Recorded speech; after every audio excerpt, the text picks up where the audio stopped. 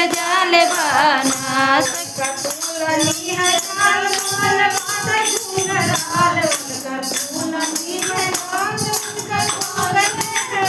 उनका तुलनी बगाल बाल बाटे घुंघराल उनका तुलनी बगाल बाल बाटे घुंघराल उनके गोटवा पे लाल लाल बाल मोहनी के जाल बाना उनके गला मोहनी के जाल बाना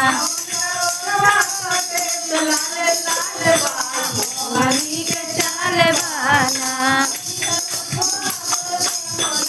लाल बा मोहनी के जाल बाना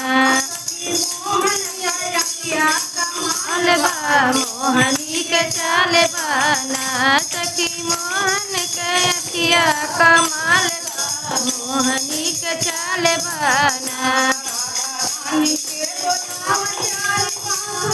बजावे राधा रानी के बोलावे प्यारी बांसुरी बजावे राधा रानी के बोलावे प्यारी बांसुरी बजावे राधा रानी के बोलावे प्यारी बांसुरी बजावे मोहनी के चाल बाना मोहनी के चाल बाना के मुखिया कमाल बा मोहनी के चाल बाना सखी मोहन के अखिया कमाल बा मोहनी के चाल बाना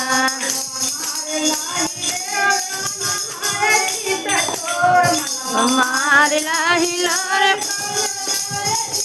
चोर मार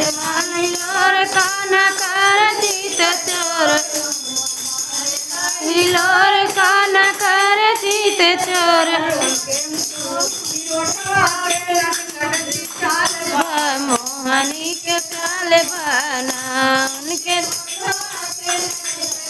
चाल बा मोहनी के चाल बाना सखी लाल बा मोहनी के चाल बाना सखी उठवा पे उनके लाल लाल बा मोहनी के चाल बाना चाल बा मोहनी के चाल बाना सखिया कमाल बा मोहनी के चाल बाना सखी भगवान की जय।